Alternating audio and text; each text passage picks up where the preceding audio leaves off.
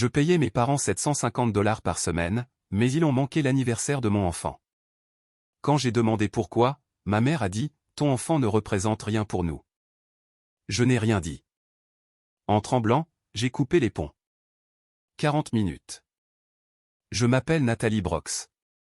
J'ai 34 ans et, pendant 156 semaines d'affilée, j'ai envoyé $750 chaque vendredi aux 2 personnes qui ont passé la majeure partie de ma vie à m'apprendre que l'amour devait être mérité. Le virement partait généralement pendant ma pause déjeuner à l'hôpital, entre la vérification des lignes d'oxygène, le réconfort des parents anxieux et les appels pour les mises à jour de médicaments pour des enfants dont les familles tenaient à un fil. J'aidais des enfants malades à respirer pour vivre, et chaque semaine, je donnais quand même de l'argent à 2 adultes qui n'avaient jamais, ne serait-ce qu'une fois, rendu ma vie plus facile. Le matin du 7e anniversaire de ma fille, j'ai fixé l'écran de confirmation du paiement de la semaine. Puis, la robe de fête rose accrochée à la porte de notre placard, et pour la première fois, j'ai ressenti quelque chose de plus froid que du ressentiment, j'ai ressenti de l'embarras. Pas pour eux, mais pour moi-même, car au fond, je savais déjà que je payais des gens qui ne pouvaient même pas faire semblant de se soucier de la petite fille qui avait attendu tout le mois pour les voir. Emma avait parlé de ses grands-parents toute la semaine comme s'ils étaient de la royauté.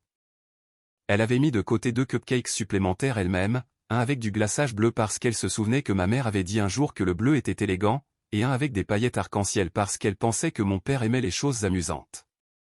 Même si je ne me souvenais plus de la dernière fois qu'il avait souri à quelque chose qui ne lui profitait pas, je n'arrêtais pas de me dire qu'il viendrait cette fois-ci, car même les personnes égoïstes peuvent généralement faire preuve de gentillesse quand un enfant est impliqué. Mais une partie de moi en savait plus. Une partie de moi se souvenait de chaque récital scolaire ignoré, de chaque visite, de chaque excuse qui disparaissait d'une manière ou d'une autre dès que le loyer, l'assurance ou les courses étaient dus de leur côté. J'aimerais pouvoir vous dire que j'ai vu tout cela clairement avant ce jour, mais la vérité est plus laide, je l'ai vu, mais j'ai continué à le financer. Avant que je ne vous raconte ce qui s'est passé quand j'ai finalement demandé pourquoi ils avaient manqué l'anniversaire de ma fille, dites-moi ceci, quelle heure est-il chez vous en ce moment? Et d'où regardez-vous?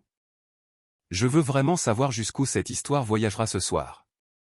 La fête d'Emma a commencé à 15h et, à 14h30, notre appartement ressemblait à un endroit qu'un enfant aurait conçu après avoir reçu une quantité illimitée de sucre et un contrôle créatif total.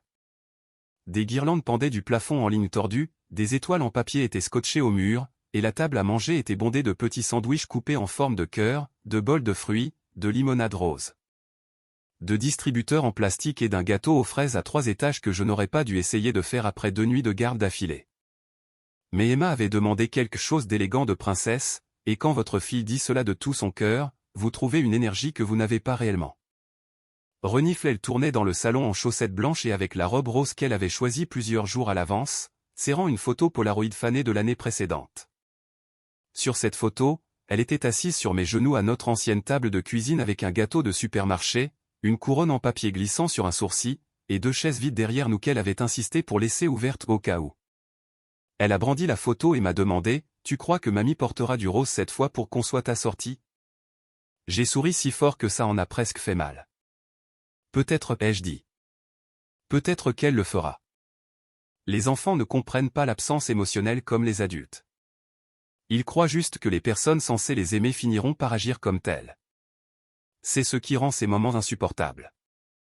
Ses amis sont arrivés les premiers, bruyants et joyeux, traînant du papier cadeau. Puis des voisins, puis 2 mères de sa classe de danse, puis Vanessa, portant un grand sac cadeau et assez de chaleur pour remplir chaque espace froid de l'appartement. Chaque fois que le buzzer sonnait, le visage d'Emma s'éclairait avec cette même lueur d'espoir instantanée. Et chaque fois que ce n'était pas mes parents, elle se remettait trop vite, ce qui, d'une certaine manière, rendait la chose pire. Elle ne boudait jamais. Elle ne demandait jamais « Où sont-ils ?» devant les invités. Elle continuait juste à vérifier la porte avec un sourire qui s'efforçait d'être courageux. À un moment donné, je l'ai trouvée agenouillée à la table basse, des crayons étalés partout, travaillant sérieusement sur un dessin d'anniversaire. Elle s'était dessinée elle-même, moi, des ballons, un gâteau, puis 2 silhouettes plus grandes avec des cheveux argentés. « C'est pour mamie et papy », a-t-elle dit sans lever les yeux. Comme ça, quand ils arrivent, ils savent où se tenir. J'avais géré des urgences à l'hôpital sans paniquer. J'avais parlé calmement à des parents terrifiés pendant que des alarmes sonnaient autour de nous. Renifle mais cette phrase m'a presque fait tomber là où j'étais. Pourtant, j'ai continué à bouger. J'ai versé du jus. J'ai coupé du gâteau. J'ai noué des rubans autour des sacs de cadeaux. J'ai ri quand il le fallait et remercié les gens d'être venus et j'ai remis une petite tiare en papier qui n'arrêtait pas de glisser de la tête d'une petite fille. Extérieurement, je ressemblais à une mère organisant une douce fête du 7e anniversaire. À l'intérieur, je comptais chaque minute comme si c'était une preuve. Au moment où Emma se tenait devant le gâteau, les mains jointes, les yeux fermés pour faire son vœu, je savais déjà qu'il ne viendrait pas. Mais elle a ouvert les yeux et a regardé vers la porte de toute façon avant de regarder les bougies. Ce détail est resté avec moi plus que tout le reste. Pas les cadeaux, pas les jeux, pas la musique, juste une petite fille qui vérifiait une dernière fois si l'amour avait décidé d'arriver en retard. Elle a ri aux chaises musicales, a remercié Vanessa pour la ridicule veste à paillettes qu'elle a immédiatement voulu porter par-dessus sa robe, et a serré chaque ami dans ses bras en leur disant au revoir comme si la journée avait été parfaite. Mais après le départ du dernier invité, et quand l'appartement est devenu silencieux, à l'exception du doux grincement des ballons qui se dégonflaient, elle est venue me voir, tenant un cupcake au glaçage bleu intact, et m'a demandé, m'ont-ils oublié ou viendront-ils après le dîner? C'est à ce moment-là que la vérité a cessé d'être quelque chose que je pouvais adoucir pour moi-même. Il ne s'agissait plus de parents impolis, de déception ou de vieux ressentiments, mais du genre de mère que j'allais être ensuite, celle qui continuait à excuser la cruauté ou celle qui finissait par l'appeler par son nom. Après avoir fait prendre son bain à Emma, l'avoir bordée dans son lit et l'avoir à moitié convaincue que les adultes rataient parfois des choses importantes, mais que rien de tout cela n'avait à voir avec à quel point elle était aimable. Je me suis assise seule au comptoir de la cuisine et j'ai fixé mon téléphone pendant que le réfrigérateur ronronnait trop fort dans le silence. L'appartement ressemblait à une célébration qui s'était effondrée à mi-chemin. Du papier cadeau déchiré était toujours sous la table. Du glaçage rose avait séché sur l'une des assiettes. Un seul cupcake au glaçage bleu était resté intact près de l'évier, celui qu'Emma avait gardé pour ma mère, le glaçage s'enfonçant lentement vers l'intérieur. Je n'arrêtais pas de le regarder comme s'il pouvait expliquer quelque chose. À 21h42, j'ai appelé. Mon père a répondu au 4e coup avec le ton irrité d'un homme qui se sentait clairement interrompu, et non honteux. Je n'ai pas commencé par la colère. Je n'ai pas accusé, pleuré ou supplié. J'ai posé une question, et je l'ai posée doucement, pourquoi n'êtes-vous pas venu à l'anniversaire d'Emma? Il y a eu une pause, le son d'une télévision en arrière-plan, puis la voix de ma mère quelque part près de lui, disant, qui est-ce? Il lui a répondu en premier, Nathalie. Puis il est revenu au téléphone avec un petit rire qui m'a instantanément ramené à chaque moment méprisant de mon enfance. Nous n'étions pas nécessaires là-bas, a-t-il dit. J'ai serré le bord du comptoir si fort que mes doigts m'ont fait mal. Elle vous a attendu toute la journée. Une autre pause. Puis ma mère a pris le téléphone, et je jure que le pire était à quel point elle paraissait calme. Aucune culpabilité, aucun inconfort. Juste cette voix posée et sèche qu'elle utilisait chaque fois qu'elle voulait réduire quelque chose de douloureux en quelque chose de pratique. Nathalie, arrête de faire de ça une affaire plus grande qu'elle ne l'est. Nous n'allons pas organiser nos vies autour de la fête d'un enfant. Emma ne signifie rien pour nous, dans un sens réel. Tu as choisi de la voir. C'est ta responsabilité, pas la nôtre. Je n'ai pas réagi tout de suite. Mon corps, lui, l'a fait. Chaque muscle s'est bloqué. Ma respiration est devenue superficielle. J'entendais mon pouls dans mes oreilles comme un second battement de cœur. Je lui ai posé la question la plus humiliante que j'ai jamais posée à un autre être humain, encore moins à ma propre mère, après tout ce que je fais pour vous, c'est vraiment comme ça que vous la voyez? Mon père est revenu au téléphone, plus dur maintenant, probablement parce qu'il avait réalisé qu'elle avait dit la partie qu'il laissait d'habitude implicite. Ne commence pas avec l'argent, a-t-il claqué. Envoyer de l'argent n'achète pas la loyauté. Tu aides parce que tu es censé aider. Nous t'avons élevé. Tu nous dois encore. Et ne t'attends pas à ce que nous jouions les grands-parents gâteux juste parce que ta gamine veut de l'attention. Ta gamine, pas Emma, pas ta fille, pas notre petite fille, juste ta gamine. Comme si elle était un fardeau aléatoire que j'avais traîné dans leur champ de vision. Et avec ça, une centaine de souvenirs affreux ont commencé à s'aligner dans ma tête si vite qu'ils ont presque semblé chorégraphiés. La fois où Emma avait 39 de fièvre et où j'ai appelé ma mère des urgences parce que j'avais déjà trop manqué de travail et que j'avais besoin de quelqu'un pour s'asseoir avec nous pendant 1 heure. Et elle a dit, je ne vais pas passer mon après-midi avec des enfants malades. Le Noël où ils sont arrivés 3 heures en retard, sont partis tôt, et m'ont quand même rappelé avant de partir que leur facture de chauffage était impossible ce mois-ci. Le récital auquel ils avaient promis d'assister puis qu'ils ont manqué parce que mon père ne voulait pas s'occuper du stationnement. La carte d'anniversaire qu'ils ont signée pour Emma l'année dernière sans cadeau, sans message, et une demande d'argent glissée dans la même enveloppe pour eux-mêmes 3 jours plus tard. Soudain, renifle tout a pris sens de la manière la plus laide possible. Je n'avais pas soutenu des parents en difficulté et émotionnellement distants. J'avais financé 2 personnes qui se sentaient en droit de me demander des choses et indifférentes à mon enfant. Cette distinction a tout changé. Pendant que mon père parlait encore, expliquant toujours le devoir comme si j'étais une employée refusant des heures supplémentaires, j'ai ouvert mon application bancaire. Mes mains tremblaient si fort que j'ai failli me tromper de mot de passe 2 fois. Le virement hebdomadaire était là, net et routinier, et dégoûtant de normalité. 750 $ chaque vendredi, comme une horloge. Je l'ai annulé. Puis j'ai annulé le virement automatique de secours que j'avais mis en place des mois plus tôt au cas où mes quarts de travail deviendraient trop chaotiques et que j'oublierais. Puis, parce que quelque chose de plus profond que la colère avait finalement pris le dessus, j'ai déplacé les 3 prochains mois de ce qui leur aurait été destiné vers un nouveau compte d'épargne au nom d'Emma. Je l'ai étiqueté fonds d'études Emma avant de pouvoir me rétracter. Ma mère parlait encore en arrière-plan, m'accusant de dramatisme, disant que je tordais les mots, mais sa voix avait commencé à paraître lointaine. Mon corps entier vibrait, mais pas d'indécision, de clarté. 40 minutes après que mes parents m'aient dit que mon enfant ne signifiait rien pour eux, l'argent a cessé, non pas en pause, non pas réduit, mais arrêté. Et pour la première fois depuis des années, j'ai réalisé que couper les ponts avec quelqu'un n'est pas toujours un acte de colère. Parfois, c'est la première phrase honnête que l'on ait prononcée depuis très longtemps. Je me suis réveillé le lendemain matin comme si j'avais dormi à l'intérieur d'une tempête. Ma poitrine était serrée, mes yeux brûlaient, et pendant une seconde désorientante, j'ai oublié ce qui s'était passé. Puis j'ai vu la bannière d'anniversaire rose qui pendait toujours dans le salon et je me suis souvenu de tout d'un coup. Emma est entrée dans la cuisine en pyjama de dinosaure, les cheveux en bataille, la voix douce de sommeil, et a demandé si elle pouvait avoir des gaufres pour le petit déjeuner parce que les anniversaires devaient durer au moins 2 jours. J'ai dit oui immédiatement, car s'il y avait une chose que je comprenais maintenant avec une clarté douloureuse, c'est que l'enfance ne devrait pas avoir à porter les dommages des adultes plus tôt que nécessaire.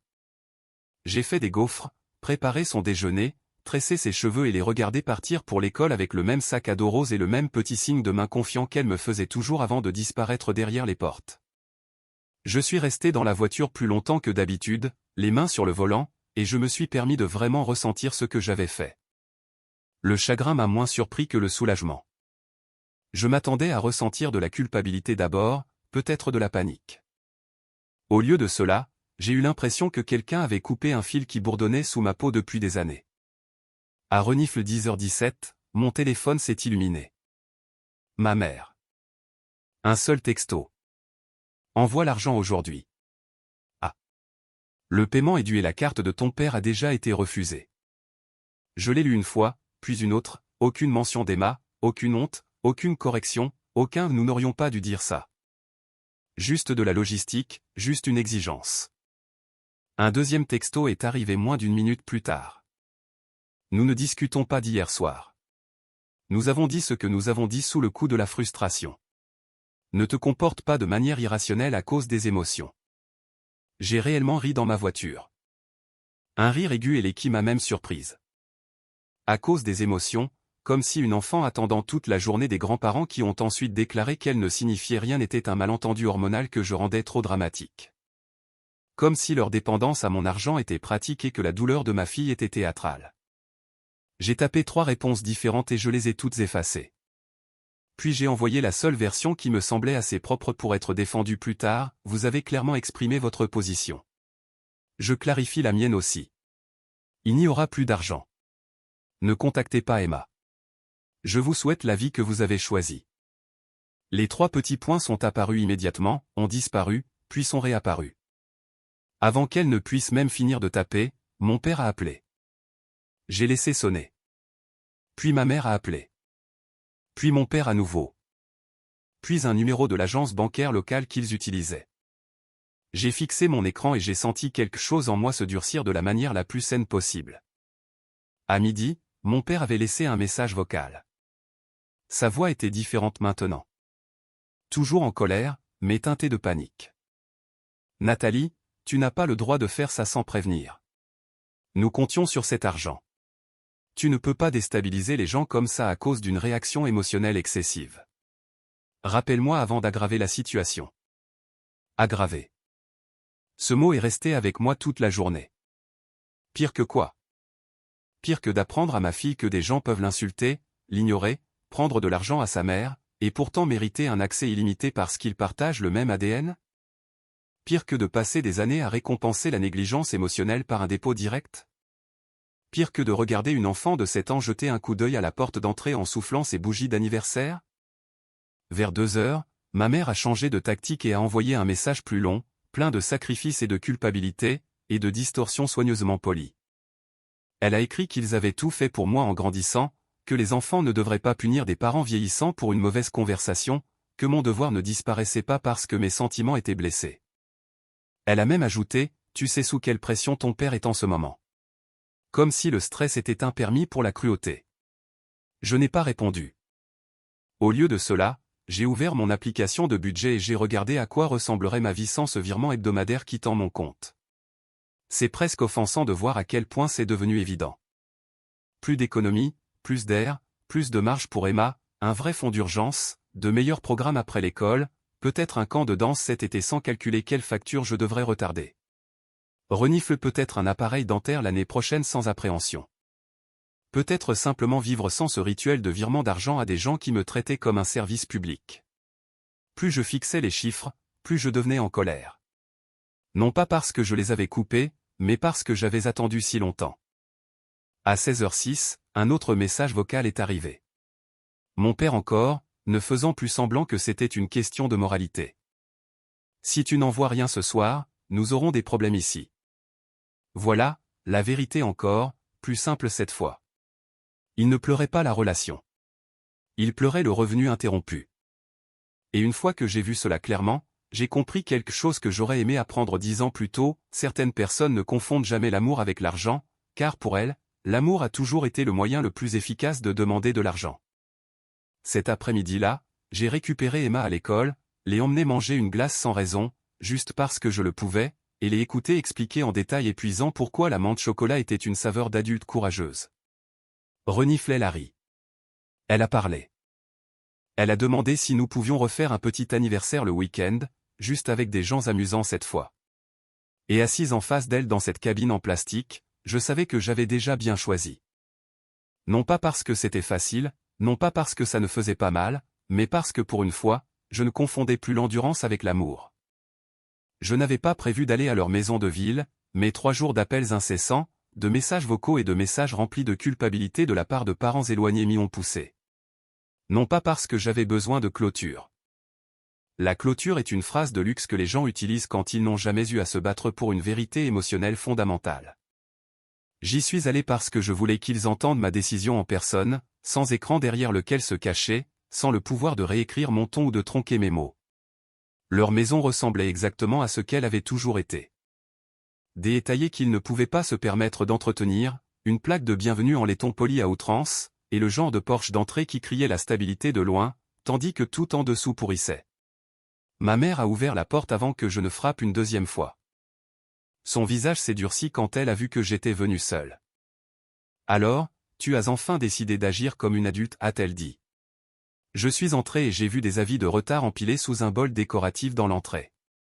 Cela m'en a dit plus que sa voix. Mon père est arrivé de la cuisine, déjà en colère, déjà préparé. Tu nous as embarrassés, a-t-il dit. Ta tante a appelé pour demander pourquoi ta mère pleurait. Sais-tu ce que cela fait aux gens de notre âge? Je l'ai regardé une seconde et j'ai presque admiré sa technique. Il a dit, notre âge, comme si l'âge lui-même leur donnait droit à mes revenus. Qu'est-ce que tu lui as dit? Ai-je demandé. Que notre fille nous a coupés parce que nous avons manqué une fête, a claqué ma mère, ce qui est vrai. Non, ai-je dit. La vérité est que vous m'avez dit que ma fille ne signifiait rien pour vous. La vérité est que vous m'avez pris de l'argent chaque semaine tout en traitant Emma comme un inconvénient. La vérité est que vous vous attendiez à ce que je continue de payer après avoir dit tout ce qu'il ne fallait pas dire. Mon père s'est rapproché. Tu exagères une phrase. Quelle phrase, ai-je demandé. La partie où elle ne signifie rien ou la partie où vous avez dit que je vous devais encore? C'est tombé. Pendant un instant, personne n'a bougé. Puis ma mère a fait ce qu'elle faisait toujours quand elle était acculée par les faits, elle a monté le ton. Tu es égoïste. Tu as toujours été égoïste. Depuis que tu as eu cet enfant, tout est devenu une question de tes sentiments, de ton emploi du temps, de ta vie. Nous avions besoin d'aide. Tu avais la capacité de la fournir. C'est ce que fait la famille. Non, ai-je dit, plus doucement qu'elle, ce qui la rendit plus en colère. C'est ce que fait l'exploitation. La famille ne dit pas à une enfant de 7 ans qu'elle n'est pas désirée sans le lui dire en face. La famille ne collecte pas 750 $ chaque semaine et refuse quand même de se montrer pour le gâteau. L'expression de mon père est passée de l'indignation à quelque chose de plus laid au moment où une personne réalise que l'argent a réellement cessé d'arriver. Comprends-tu ce que cela pourrait nous faire, a-t-il demandé. Nous avons des obligations, des frais. Nous sommes en retard parce que nous nous attendions. Il s'est arrêté. Attendions. Voilà. Toute l'architecture de la relation en un seul mot. Pas d'espérer. Pas apprécier. Attendons. Vous vous attendiez à ce que je continue de financer votre vie, ai-je dit. Et je m'attendais à ce que vous aimiez ma fille assez pour vous présenter pendant 2 heures. On dirait que nous nous sommes tous les deux trompés. Les yeux de ma mère se sont plissés. Si tu pars à cause de ça, ne reviens pas quand Emma demandera pourquoi elle n'a pas de grands-parents. Cela aurait dû me briser. Au lieu de cela, cela a tout clarifié. Quand Emma demandera, ai-je dit, je lui dirai la vérité d'une manière qu'une enfant peut comprendre. Je ne lui apprendrai pas que l'amour est quelque chose qu'il faut acheter à des gens qui regrettent de le donner. Je me suis retourné pour partir. Mon père m'a suivi jusqu'au porche et a sifflé assez fort pour que la femme d'à côté, qui arrosait ses plantes, puisse l'entendre. Nous couper financièrement à notre âge, c'est comme nous tuer lentement. Je l'ai affronté une dernière fois et j'ai dit, non, je refuse simplement de mourir avec vous. Puis je suis monté dans ma voiture et je suis parti tandis qu'il restait là, sans voix, car pour une fois, je ne lui avais laissé aucune place pour me transformer en méchante dans ma propre bouche. Le soir même, la campagne familiale a commencé. Ma mère a posté un paragraphe vague sur les enfants qui oublient les mains qui les ont nourris. Mon père a partagé une citation sur la loyauté. 2 cousins m'ont envoyé des messages prudents, imprégnés de culpabilité, me demandant si j'avais peut-être surréagi à chaud. Un oncle que je n'avais pas vu depuis 11 mois a écrit, ils sont vieux, Nat. Parfois, les personnes âgées disent des choses dures. Cela ne veut pas dire que tu les laisses couler. J'ai failli jeter mon téléphone. La vitesse à laquelle les gens défendront les agresseurs une fois que l'argent est impliqué serait drôle si ce n'était pas si épuisant. Mais je me suis souvenu d'une des notes que je m'étais écrite après l'anniversaire, ne montre pas ta douleur aux spectateurs. Alors je n'ai pas répondu publiquement. J'ai fait quelque chose de mieux. J'ai choisi la précision. J'ai envoyé des messages privés à 4 parents qui me connaissaient réellement, et non la version théâtrale de moi que mes parents préféraient. Je n'ai envoyé aucun discours, aucune capture d'écran dramatique de chaque insulte, juste des dates, des montants et des faits. Je leur ai dit que j'avais payé 750 $ par semaine pendant 3 ans. Je leur ai dit que mes parents avaient manqué l'anniversaire d'Emma. Je leur ai dit que lorsque j'avais demandé pourquoi, ils avaient répondu qu'elle ne signifiait rien pour eux. Je leur ai dit que les paiements étaient terminés et que le sujet était clos. C'est tout. Pas de supplication pour être cru, pas de déversement émotionnel. La vérité, propre et stable, a sa manière de causer des dégâts toute seule. La première personne à répondre fut ma tante Colline, la sœur aînée de ma mère, qui a envoyé un texto, ils ont dit ça à propos d'Emma? Puis Vanessa, qui en avait assez vu au fil des ans pour être dangereuse avec la vérité, m'a appelé et m'a dit, ne les laisse pas te forcer à une défense publique. Les gens qui comptent viendront à toi. Elle avait raison. En 24 heures, le ton des réseaux sociaux a changé. Les publications vagues de mes parents ont cessé de recevoir de la sympathie et ont commencé à recevoir le silence. Un cousin les a discrètement désamicalisés tous les deux. Ma tante a appelé ma mère, et j'ai appris plus tard que cette conversation s'était terminée par ma mère raccrochant la première, ce qui, dans notre famille, était en fait une confession publique. Renifle 2 jours plus tard, mon père a laissé un message vocal qui ne ressemblait en rien à son indignation précédente. Nathalie, a-t-il dit, la voix plus plate maintenant. C'est allé trop loin. Les gens interprètent mal les choses. Peut-être devrions-nous tous nous asseoir et redéfinir les attentes. Redéfinir les attentes, pas s'excuser. Redéfinir les attentes. Cela aurait été risible si ce n'était pas si révélateur.